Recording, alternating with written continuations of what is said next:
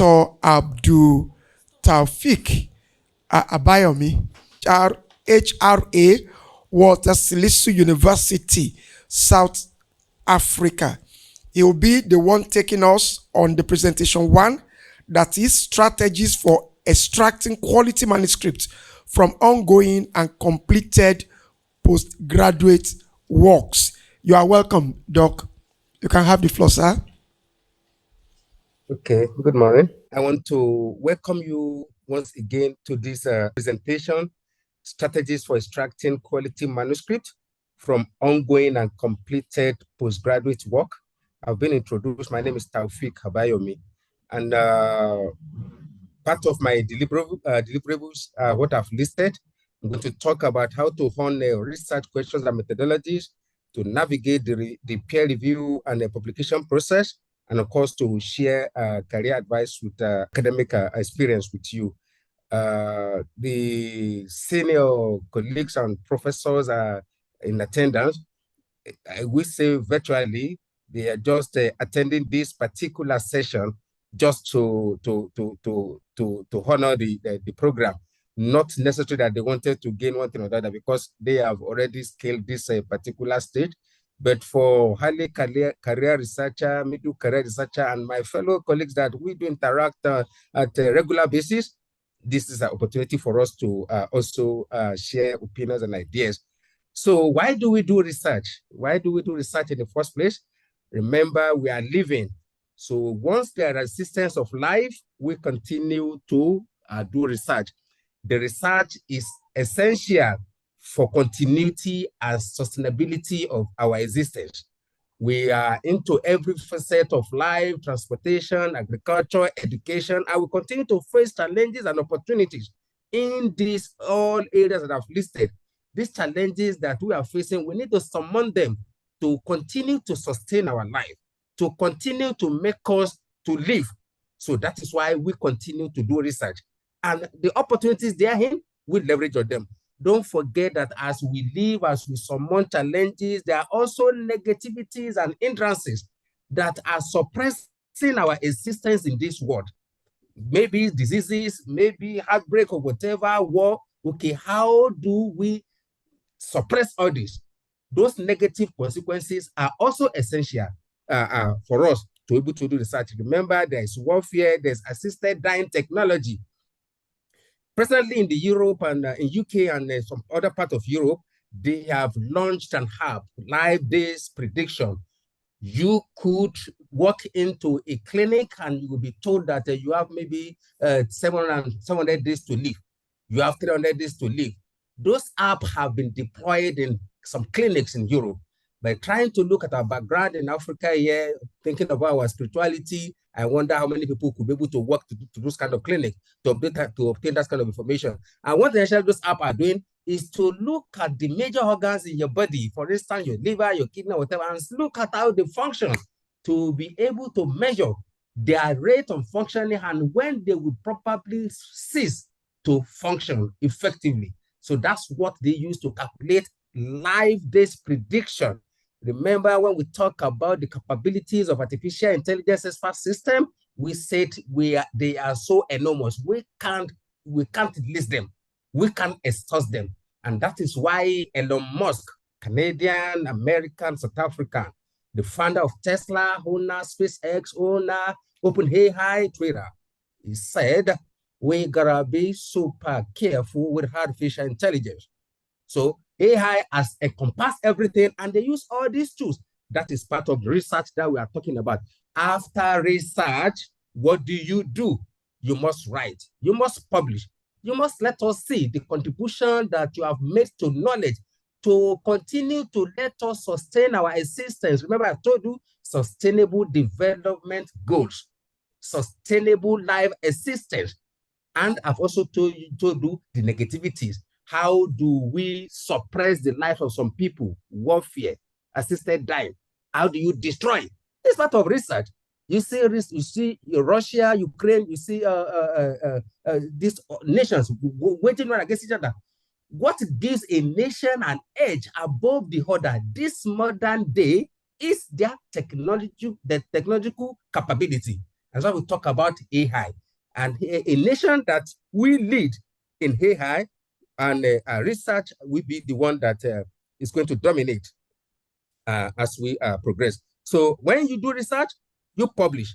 Research involves investigating a problem. You identify a problem and you profile a solution to that problem.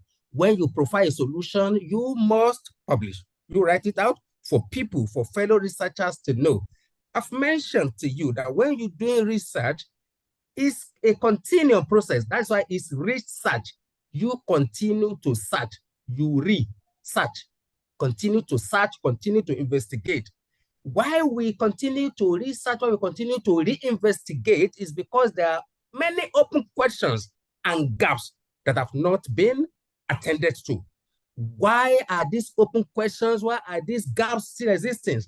Part of the published work, part of the contribution to learning that we have, we see conflicting results obtained from people, different researchers, different publishers.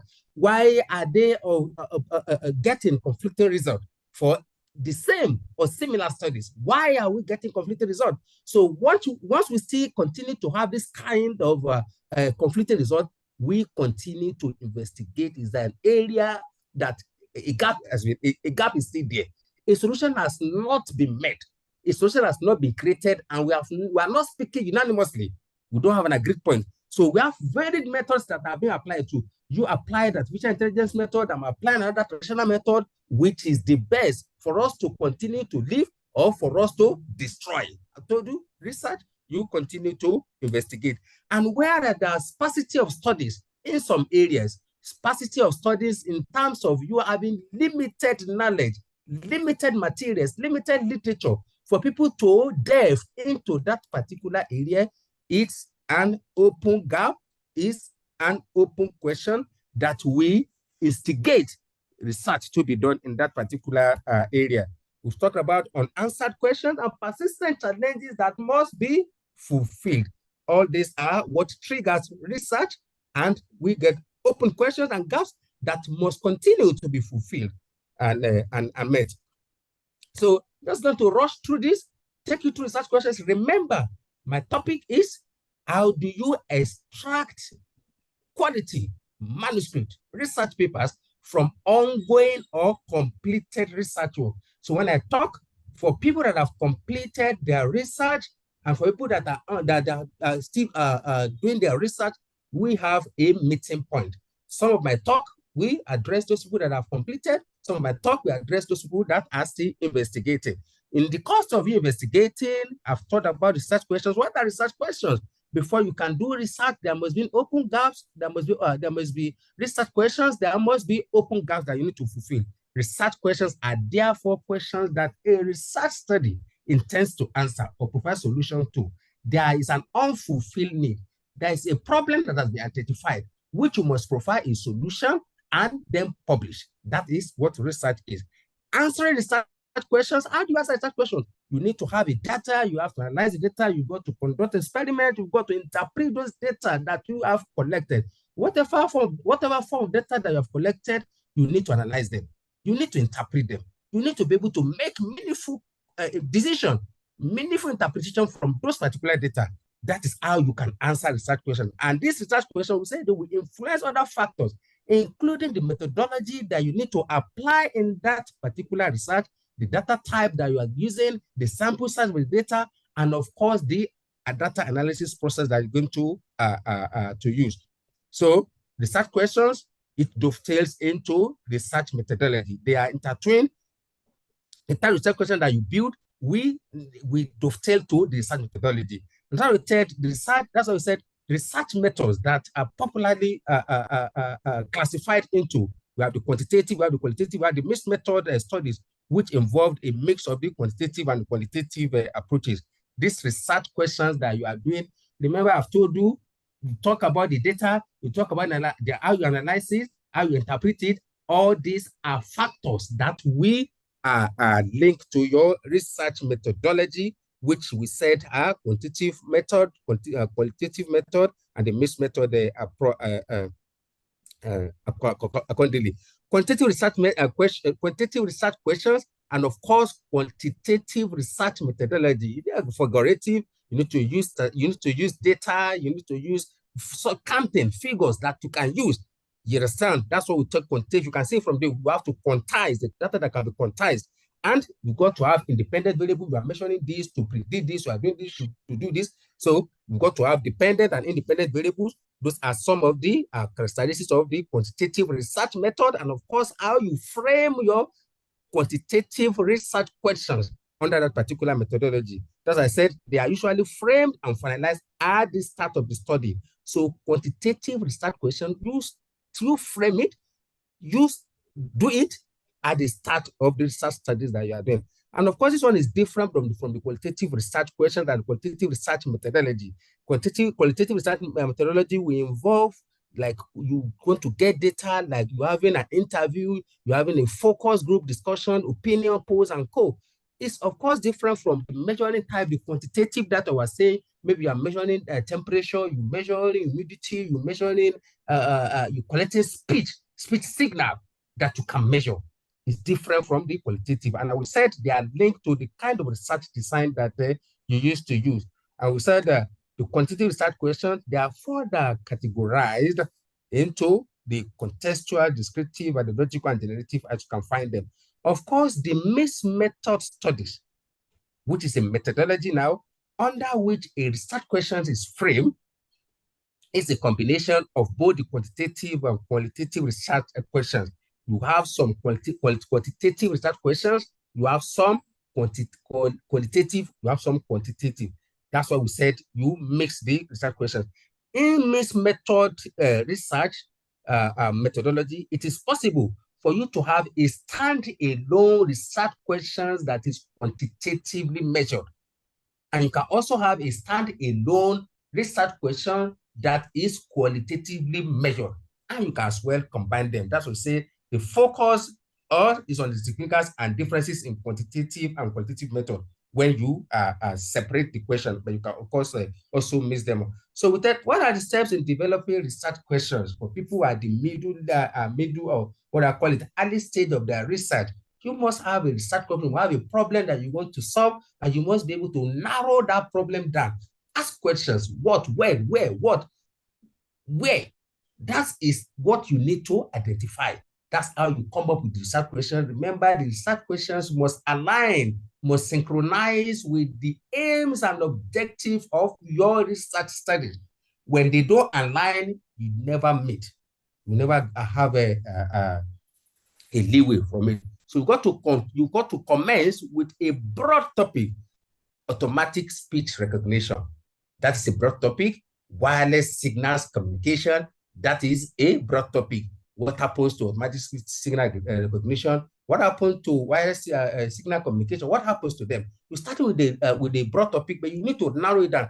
Are you trying to measure the problem that is involved in intercommunication between what do I call it, base stations or whatever? So that's how you trickle that thing, the problem down. You conduct a plenary research to learn about topical issues, trending issues, state-of-the-art issues, an issue that you know that is of interest, research interest. I mean that it will attract a lot of attention. So that's how you say you narrow it down to get your research question. And we said you must be able to evaluate. You must be able to evaluate your research questions. How do you evaluate it? We have this criteria. We saw the fine criteria. It must be feasible. The question that you are framing must be something that you must be able to answer. It must be feasible, something doable. It must be interesting, catchy.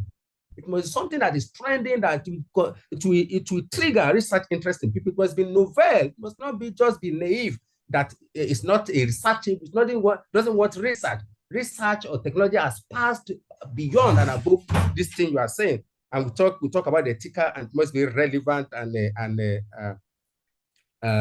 new. Let me say that. So, and this does the pictorial representation of what I was saying. You got to have the topic. You have to narrow it down until you get your research questions. We have talked about research questions to be quantitative. We have research questions to be qualitative. And we said we can do this separately. And you can also have research questions that we measure, that we combine the two together. Steps in developing to develop research questions. You got to obtain samples of good research questions and aims and objectives. If I'm just talking to you today, I'm giving you a list of these research questions, this aims and objectives, you wouldn't conclude this particular lecture. So that is why as a researcher, as a postgraduate student, you got to, in the course of your literature review, get a lot of literature working in the area of your interest and look at what is the aim of the study, what are the objectives, and how did they come up with their research questions. There are some even research questions or studies that are not explicitly stated as research questions. So you might see some articles, you will see research questions there explicitly stated, but by the time you read it, you will see the problem that the researchers are trying to solve and the methodology that they're going to use. So the particular easiest way for people that are still learning on how to frame research questions and how to frame aims and objectives of their research studies is to get as many as possible literature evidence based on studies in the domain they're working about, they're working on. I will talk, okay, we've got the PICO framework, we've got the PEO framework for you to see how research questions are framed, how they are developed. The PICO framework is quantitative studies based, while the PEO framework is a more qualitative based. Type of the data you collect, how you collect the data, how the data is analyzed, as well as the frameworks, hypotheses, theories that are used will determine the kind of research methods that you're going to use. I've mentioned quantitative, quantitative, and mixed method. This experimental research, survey-based research, action-based research can as well be classified under either of these two, qualitative, quantitative, and the mixed, rather three. So I've talked about this. R discovery is an AI tool that you can leverage upon to see the research methods that you can apply in a particular problem that you are solving. You've got to have a list of problems, a list of methods that have been applied in that domain, with which you can interact with and see the gaps that are inherent in them and how you can apply a particular method for your own research. Talked about research questions, we talked about research methodology, writing process, research process. Of course, our talk is to extract quality manuscript from ongoing research work or completed. So this is the research that we are talking about in particular, which has been categorized into three phases. The phase one has to do with choosing and definition. Phase two, assessing and analyzing data. Phase three is the communication, which is the article, the particular article, manuscript, writing, and publishing. That is the last one. You got to conduct a research. When you conduct the research, you investigate, you provide a solution, applying a method. Then the last stage is communicating, talking, writing, scientific writing of that research for us to see the contribution you have made to knowledge, no matter how little it is. And when we're talking of phase one is very, very, very germane. A journey of 1 million steps starts with a step. If your literature review is very woeful, it is very, very, very difficult for you to have a very smooth journey. And that's why we try to encourage and advise for graduate students that your literature review must be very bam, it must be very solid. And that is where you get as many information, you get as many data, as many information about that particular problem area, that domain where you study, such that when you are talking, you know what has happened, you know what has happened before, you know the state of the art, you know the current state, you know what is trending in that particular work. And you'll be able to identify the gap that you want to fill. If you don't have a very good literature, you can't move forward, you can't progress. And we try to advise graduate students as well that during the course of your literature review, we are talking about extracting, writing research papers. You should focus on having a paper written at that particular stage of your study. If you have dedicated a very good time for literature review, then you should be able to have a paper.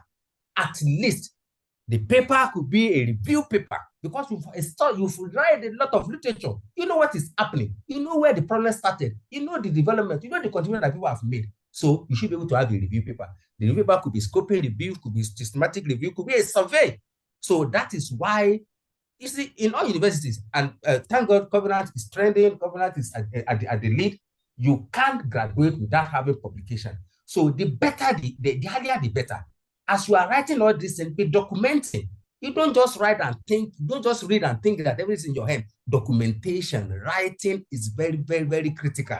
All the time you are doing your review, be writing, be documenting, so that when you just want to do a survey, mini review, whatever, systematic review, scoping review, you have all these things at your fingertip that you can match together. So phase one, literature review, brainstorming, discussing with people, expert in those fields. What is trending? What can I do? What are the gaps? And that's why I also encourage students that are presenting, let us see your literature review table. Let's see them, the trending, the years, the gaps, the methods, and the achievement, the result obtained. Very, very key. Bear it in mind, literature review is critical. You should have a paper at that particular stage of your writing. We talk about the research, this is the writing process. When you have done your research, which is the top, which is the number one field in this particular picture, figure 2, you've done research. Research, that is not the end of research.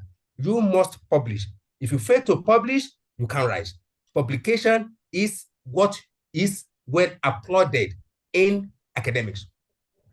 No matter how good you are, if your work is not reported, who knows what you have done? Who knows what achievement you have made? Because even for you to reach that particular stage of your research, you have read other people's work. So there's need for you to also publish. That's why we talk about scientific writing. Scientific writing is not a newspaper writing. It's not a newspaper article writing. It's not a magazine article writing. So a scientific writing, I've got a guideline, I've got a structure on what you must follow. When you follow the structure, you follow the guideline, journals, conferences, proceedings, some of them, or almost, let me say, they have their own structure. This is what you should do. This is how they want it. And you have a guideline into scientific writing. After you've studied that, you have your draft. The draft should be revised. You advise people, you are not the only author. For instance, the other co-author, we work together, we read the book, we read the article together, we revise. This area is not okay, let us revise it. This area is not okay, let us improve it. We proofread, it dovetails to a paper that we can say, okay, we have crossed all the T's and we have dotted all the I's. We can submit. That is the scientific writing process. The submission process, we've had a paper ready now.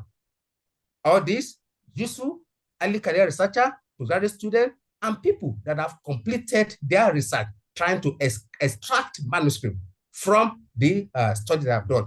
If you have done a PhD work, let me tell you, and it's very good and it's very solid, you should be able to have nothing less than 3-4 publications from that journal. Then you can have conferences with it. Some conferences, 2, 3, 6, 7 pages. IEEE conferences, they don't stress you. 5, 6 pages. Just let us see idea, some result. It's not all result that you have acquired that you need to publish. Publish some of this result. 5, 6 pages, you are done and dusted. So PhD research, 3, 4 journals, as many as conferences that you can have with that. Then when you have had a paper ready, this is the journal you want to submit to. Of course, when it's submitted, what the editor does at that particular journal you have submitted to is to assign this particular paper to a reviewer. 1, 2, 3, 4. IEEE says they used to have up to 5, 6 reviewers sometimes. So it depends on the journal. Some journals can have up to 2, 3. Some can have up to 5 or 6. But when you have done a very good work, no matter the number of reviewer that has been selected, that's not your bloody issue. So when the editor has reviewed it, that it knows that this particular work is worth considering editing, that's why I send it to reviewer. Otherwise, even the desk from desk review, they send some of the papers back. Why? Some don't align with the domain of that particular journal. Some don't follow guidelines, they don't follow instruction. Remember we talked about it that time. So, and some, even at that desk, they can redact the paper straight away. So you understand? So instead of you to sit down, take your time, dot all the I, cross all the T's. There's no need for you to rush. You have people that are around you that can guide you. This is what you need to do, this is what you need to do. Sometimes when they ask you to do and to go and do something, it's because they have had that experience. It's not to punish you. Nobody is gaining anything from punishing you, but they don't want you to continue to move around the circle. That's how this thing. So when the reviewer has reviewed, send it back to the editor. Editor, you have to communicate it to. You have to improve the paper because it is very, very rare. In fact, let me say I've never had it that the paper is submitted and it is just accepted that way. Except maybe all this what do you call us, all these predatory journals. And that's what to talk about. Your journal submission outlet, we're still going to get there. It's very, very paramount. You don't submit to predatory journals. They can do anything. You submit it today, they say it's accepted today. Pay $500, they're ready to publish. Those are not the type of journals that we're advising you to do. CU, branded university, top-notch university, they have a list of journals that you can also you can always contact for your publication. When you are through the paper, the paper will be accepted and we'll talk about the publication. Let me waste the time. I'll talk about the structure of the journal, the structure of your article. These are some... more, Doc, 20 minutes more. Hello? 20 minutes Hello? more. Okay. So we talk about the structure guidelines surrounding your article, writing and publication. So it's journal specific. So much journal specific. This they list it to you. They want this head, they want this abstract, they want so number of words in the abstract, they want this. So, but it's specific to journal, specific to book chapter, it's specific to a conference and some letters too. But all in all, when you are doing your research, including master's and PhD research, you will know that all these that I've listed are basically what you should be able to get from your study. The abstract, the keywords, introduction, whatever name you want to put it, the title-related work, all these are listed there for you to adopt. That's what called article structure. You need to abide with the article. You need to with the referencing format, the writing format, styling format. All these things are very, very, very, very critical, which you must abide with. Based on even following structure from the desk office of an article of a journal, your article may be rejected. Calls and publication outlet. We've got a lot of publication outlet journal. In fact, this link that I'm showing to you, the Department of Higher Education and Training for that you can see this South African link containing nothing less than up to 80 something thousand list of journals, depending on the area that you want to publish. But don't forget, some of these journals, they are research, they are specific research domain. Some are multidisciplinary. So you've got to see and consider that particular journal article that you are having where you submit to. If you submit an article that is not relevant to a particular outlet, there's no way they will reject it immediately. Even if it's not rejected immediately, by the time it gets to the review or whatever, these people that are reviewing this work, eventually they find that it's not within the scope of the particular journal. So you've got to consider the scope of your journal, and if you can also go for journals that are multidisciplinary. Cited references in publication outlet can also help you. When you are writing your manuscript, or when you're writing you're doing your research, all this literature that you have consulted, that you have read, they have a lot of references there. Their publication outlet, as in as much as most of about 70 or 60% of those publications that you use that are relevant to your work, then your publication will also be relevant to that area where they have published. So I've talked about predatory journals and the need for you to avoid them. This is the link that will say, okay, you can always check. People are swindling in academics, in commercial, and everywhere. So there's no way you don't see all these swindlers and scammers. They're in academics too, trying to make money from anybody that is not careful, doesn't know what he's doing. So CU, some other university, top-notch, Web of Science Journal, Scopus Journal, ISI journals. That is what they focused on, and not some other journals. So this link, when you click it, you've got to have more than 80,000 lists of journals and publications that you can have in engineering, in science, and computing, and whatever. So we also say these are some tools that you can use across publishers. You have tools across publishers. These tools, by the time you click it, you will see a lot of listed publication outlet for you that you can adopt for your research article that you have written. This one, the first one you can see, they vary according to the publisher. That's how I see them listed. But the other one I've listed here by the right is Sylvia, Springer, Taylor and Francis, IEEE. These are list of journals published by these publishers, such that when you go to Sylvia, you go to Springer, you go to Taylor and Francis, you see the categorization in engineering. You want to write something on cell biology, or you see all this categorization there, and you can also always make a very good of it. All these are made possible by AI tools that you can easily navigate. That's why we don't stop talking about the need for a postgraduate student to always embrace the capabilities of AI to assist him or her in her studies. And of course, in also getting his article published. Remember, use of AI to write for you, it is not allowed. If you use an AI tool to write an article for you, you must state it. It's an offense for you to use AI tool to write an article for you, because that will be like you trying to scam or to play on people's intelligence. So it must be a research that is conducted by you. Whatever tools that you use, either to write or whatever, you must state it. Journal databases ranking, I've mentioned some of them to you. These are some other lists too. All these are to give you as many publications outlet, as many as journals outlet for you to get your research article extracted from your research, either ongoing or you have finished the research. Conferences as well.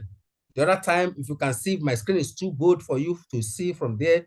easychair.org CFP call for papers for conference proceedings, conferences up till 2028, 2029. At any point in time, you see nothing less than 400 conferences listed on this site. You understand? So as a postgraduate research student that want to publish in a conference proceeding, by the time you go through it, you see some of them that are suitable for you. You can see the name, the acronym, the location. You have a choice of where to go, and because of this, you can also think of the virtual, because of a course submission date, whatever, and the topics that have been covered. That's why I took my time to also extract EasyChair CFP for you. The people in engineering, information engineering, information technology, IEEE based conference publication outlet. This is what you see. Even for conferences up to 2030, is listed on the IEEE link that you can see there, the location and what the conferences are. I've mentioned to you 6 pages maximum. So for a foreign student to be struggling with writing a conference paper in his first or second year of his study, it's not something that is a good sign. You understand? So, but whatever, even after your literature review, you thought you have brought enough literature review for you to forge ahead with your study. You must be able to come out with a publication, 1 or 2 publications, 1 journal, 1 conference at that particular stage. When we talk about that, we are talking even about your chapter 2. By the time you go to methodology, with your experimentation, you must have concluded on the method you want to use. You must have even maybe start writing the conducting the experiment, the initial result that you have, comparing it with the available ones, whatever mileage that you have. If you see that your result has beaten some other ones, no one is stopping you, even at that stage, from publishing, even a conference. So that's why you don't encourage you to just push all your results at this particular stage of publication and research study. I've mentioned to you 6 pages. It's Springer that takes up to 10, 12, 15 pages. And of course, they're already growing you into trying to turn your conference papers into a journal paper. Just any little improvement is already a journal paper. That's why we said IEEE, they like to keep it short and very simple as a conference publication outlet for you. Virtual available if you don't have the fund.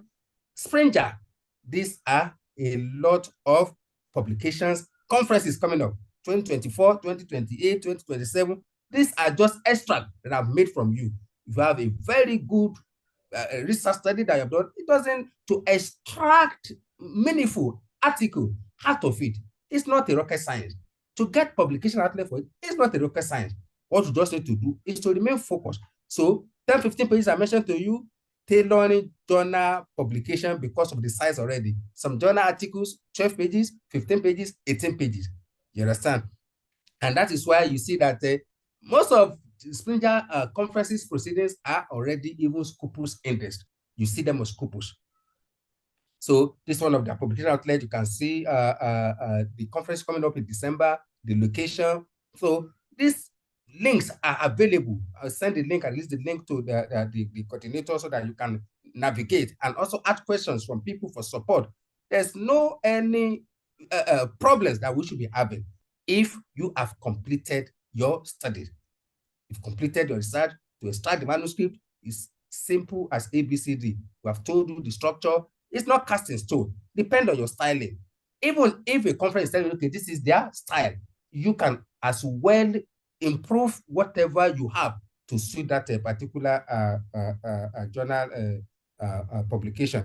Lecture note in computer science, lecture note in artificial intelligence, lecture note in bioinformatics. You see the links, you see the upcoming conferences up to June 2025, May 2025. And I'm just these are just extracts just to discuss with you and see the infinite impossibilities of publication outlet. Lecture note in bioinformatics and business information processing for people in information processing, information technology, information system, computer science. You see, these are some of the upcoming conferences that you can easily navigate. Conference management tool. I've mentioned EasyChair. I've mentioned IEEE. I've mentioned Springer. This is the fourth one I'm throwing. At any point in time, I told you for IEEE, you get more than 1,000 listed conferences coming up for the next 4, 5, 6 years, listed, scheduled. The same thing you see on the CMT, conference management tool. That you can see the tool here. You see the conference, you see the date, you see the team, you see everything is needed for you to navigate, for you to embrace, and for you to have research experts around you that can always guide you. Ask questions. You will be assisted. Funding. Funding is very critical in payment of journal and conferences. Attendance, whether virtual, whether physical. And that's why we said we need to give kudos to CU. I've been part of them, part of the family, so that they support postgraduate students, they support research. And that's why we must continue to celebrate them for being the #1 university in Nigeria, #1 in West Africa. And for them to be able to sustain this publication is very, very critical. Research is very, very critical. Research, publication, teaching, academic, community development, a lot of all these factors are what are added up for CU to be in that position that they are. And I'm very sure that they want to sustain that position. How do they do it? Every hand must be on deck, particularly in research. And we're talking about funding dovetailing from grant. We are doing a research. I see that CU is also encouraging the postgraduate students to always seek for grant and funding of their research. From grant and funding of the research, you can get publication funding, even when the university is also paying APC for their research and postgraduate students. So I want to commend them for that. And we talk about the grant for research project and study. For your study, master, PhD, available grants all the time. It depends on your taste. And even if whether you're interested. So that's why most of the time we send around, this grant is available, this grant is available. Don't be discouraged. You need to start from somewhere. Even if you apply for a grant and it's never materialized, you have made an effort. An effort and experience is better than someone that's not lifted a finger. When we are being trained, we don't have this opportunity of applying for funding, even article publications. So that is why you see that your career progression is somehow cheated, slowed. But we don't want the modern days graduate student and research student to face those particular slow race that some of us that we experience. That's why we are introducing you to grant and funding seeking for your research. When you get it, it will help you to settle your APC, even when the university also want to pay. I particularly mentioned this Women in Machine Learning 2024 coming up in Canada next month. Funding for publication and conference attendance. They do a lot of money to interested researchers, particularly women, ladies in research, in machine learning, artificial intelligence. There is no discipline, no area that they don't talk to, that they are not even leading. So this is just to draw your attention for you to continue to seek this. When you seek this kind of thing, it makes you relevant. It makes you to sit with who is who in terms of research in the particular area, in particular domain that you are working. I need to also mention Taylor and Francis Routledge Open Access. Taylor and Francis currently is having a free publication APC with South African universities. So as a researcher in university, whatever journal outlet that is being published by Taylor and Francis is FOC. You don't pay any money. And I've listed there are about 2,100 journals under Taylor and Francis, which researchers can leverage upon.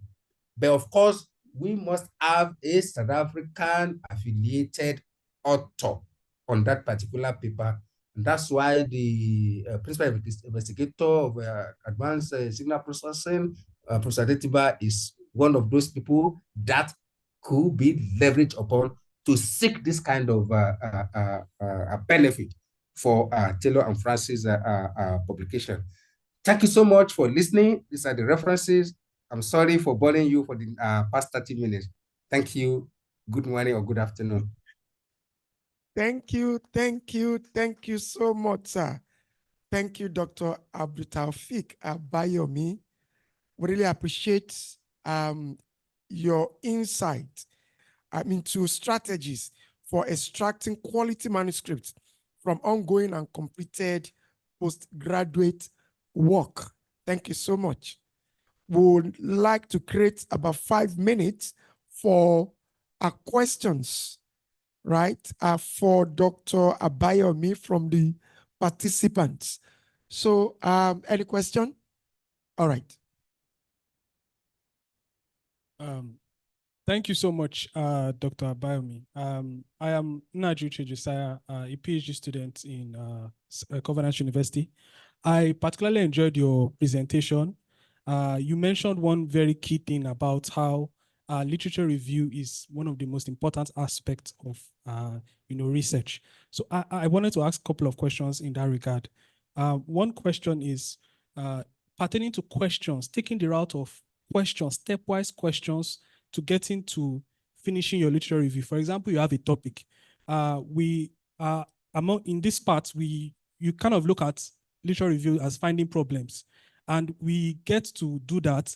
And I don't know, from my own analysis, I observed that students don't really have understanding of the basic questions in that domain. So they are not able to do a proper literature review, even if they have, the criteria they've already specified initially before the review. So I wanted to ask, is the methodology of, starting from questions and taking a stepwise route to literature review, would that be a better option, in trying to get an effective and efficient literature review session done? I wanted to ask that. And I wanted to make sort of like a suggestion or like get your input about having a proper understanding on how to properly synthesize a particular paper. So you have situations where a supervisor will tell a student that they should read this particular paper and they should come up understand the paper, then come up with areas they want to work with. And you find that students would, go around this paper and they will not be able to properly synthesize what exactly this paper is all about. I don't know if we could share some light in this regard. Thank you so much. Any other question? Okay. Thank you so much, Dr. Taufeek. Thank you, sir. Okay, so just a quick one. Talking about literature review, the essential thing they normally ask us to do as students is review literature and identify gaps in literature. So sometimes it's quite difficult to really identify gap in a particular literature. There are some papers that are very explanatory in the sense that they will put it in their paper, future works, so you can easily understand. But some paper do not put that. They don't have future works, so they just tell you the results and analyze it. So how do you go about such paper like that? You cannot visibly see the gaps in literature. Thank you so much, sir. All right. One more question, Doc. Thank you. I just wanted to add the last question there. Would it be okay, or would it be advisable also, as when we're looking at students presenting their work, maybe proposal or seminar, would it be nice for them to have a particular slide where we see what exactly are the questions they are asking in that particular topic? So I think that will really help students to know that the questions that they ask when they are trying to, find solutions to a particular problem can be very important into how they'll, succeed in that particular research. So I wanted to ask what your input or thoughts about that are. Thank you. All right. Thank you very much. Okay. All right. Back to Doc. Okay. You have the floor, sir. If I may start to answer those questions, like number one, I'll answer the questions together. So, Madam Comfort and Uche Nadi, which one comes to you? Just pick it, please. Number one, in terms of literature review, I've mentioned that is the most critical aspect of your work. If you don't have a very grounded literature, it will give you off, even when you are presenting. Because any question that's been thrown to you, you'll be off guard. You have a very good literature, it gives you a direction of what to do, the method that I applied, the result that I obtained, a lot of things. You have a lot of information in your head about that particular domain, as if you are an oracle in that. So if you have a very weak literature, it's very difficult for you to progress. You see, some papers I've mentioned to you, you don't see them writing research questions out explicitly. They don't write it out. But it's you as a research student, as a grad student, that when you are reading through from the aim and the objective, you'll be able to see what question this particular study is trying to answer. There was a recent paper that we wrote, submitted, accepted. In terms of in the course of correction, they're asking us we should go and state the research questions, and of course, got to put the research question. You understand? But it depends on the reviewer. It depends on the journal. Some journals, they want it stated explicitly. Some doesn't want it stated. I've mentioned to you that if I start to list research questions, aim and objective for you, we will not leave this particular talk. So the onus lies on the graduate student, research student, to see if you are studying maybe today, tomorrow, you just want to dedicate to aim, objective, research question, how they are able to come up with all these three. Because they must handshake. They must speak to each other. The moment they don't speak to each other, there's a problem along the way, which any very critical reviewer will pick. And you'll be able to answer the question. You'll be able to progress and even conclude the experiment expected. Uche was asking question about whether you start with the question before the literature. You see, even your little idea that you started with, before you started question, if you agree with me, it was from a literature. Before you start to ask a question, your literature may now be observation. It may not be a paper that you are reading. Your literature may be observation, that you observe this. That's why you're asking this. And of course, when you check literature, more often than not, you will see an answer to that in literature, that someone has observed this and has given a reason. People that are writing papers, and you see, it's very difficult for students to be able to see a gap or whatever. If you listen to me critically, I've mentioned about 3 ways that you can easily see open questions that you can fill in. Open questions and gap. Number 1, they are conflicting results. You publish a paper in automatic speech recognition, for instance, Gabriel Shobola was published too. You are getting different results, either with the same methodology or different methodology. There's already conflicting result, which is telling you that there's a gap. Which one do we go for out of this? We can't say that researcher A result is lower than researcher B result. Then we must discard researcher A result. There are some other parameters there. And that's why we say, okay, you cannot just be telling us accuracy this, accuracy this, accuracy. There are a lot of this beyond accuracy that can make your lower accuracy better than somebody getting a 100% accuracy. So conflicting result is an indication of a gap, which when you compare these 2 materials together, you'll be able to be picking, this one did not pre-process this data this way. This one did not use smoothing when processing the data. This one did not use a principal component analysis. You just put all those data that was extracted, you just put it into training. Okay, this one. So the research will continue to go on, provided we continue to have conflicting results, even on the same method applied. Not to talk of different methodologies. Now, coming back to Uche again, you see, for a grain researcher, a novice researcher, the best way for you to start is with a review. Not you writing, you reading review papers in that domain. Survey paper, review paper, systematic, scoping review in that domain. It's very, very critical. When you have a review paper that you have read, number 1, it has thrown on your lap many works that have been done there. You have many resources.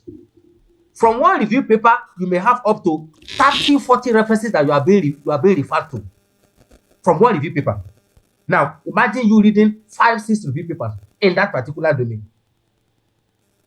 So, and that's why I love our mode of presentation, that we ask students pop up your table of literature review, where we see work that have been done, the method that have applied, the result that have gotten, the gap there, whatever. This is to strengthen your literature review, to strengthen your research focus.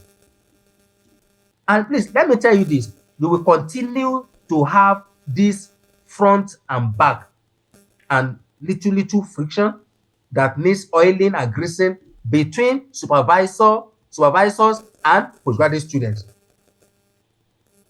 Number one, supervisors, they are not God. That we see everything, all problems coming in. If they are, from the first day that you register, the second day you should be able to graduate with a PhD. But these are research, something that you must do. That's why I say research. You must continue to search. You must continue to investigate. The supervisor is thinking that this particular method will work for this your problem. Eventually, midway, he's seeing another method that will work better. So, but postgraduate students, maybe they find that, okay, this lecturer, why is he pushing me over? This is a research. You continue to investigate, you continue to find solution. I don't know whether I'm able to provide a little explanation to those questions that you asked, and maybe if there's still any other areas that you still want me to say one thing or the other, I'm available, please. I'm ready. Okay, thank you so much, sir. I don't know about Mr. Uche, but I think I got the question, especially that of conflicting results, that even if they're doing the same thing, they have different results. So you can identify gaps looking at the reason why they have different results. Thank you so much, sir. We are grateful. If we have other questions. And the comfort. And they also talk about sparsity of literature too. Sparsity. When there are a few, when you don't have literature, that's a gap already for you, which you must go and be looking for. If you don't get, you are a literature on your own to build. Yes, sir. Yeah. Okay. There So are some research domain like that you see that the literature there are very few. They are Yes, very sir. few. yes, sir. So Yes, sir. you are the one that you need to study and come up with something. And remember, as you publish, people are already waiting for you to say that this thing you have done, this thing you have said is not correct. Okay, that's your own contribution to knowledge. Someone is coming with a superior and better contribution to knowledge, in my own view. Thank you. Thank you so much, sir. I think I don't know. Miss Omolola is asking the same question I asked. I feel she should be satisfied as well. Miss Omolola, our online participants, please can you chat if you're satisfied with Dr. Taofeek's answer before we move on to the next session. Thank you so much, sir. Doctor has answered that, and then she now said yes, ma'am, meaning that she's satisfied. Okay, so we can move forward. Thank you so much, Dr. Abayomi. We really appreciate your presence. Thank you so much.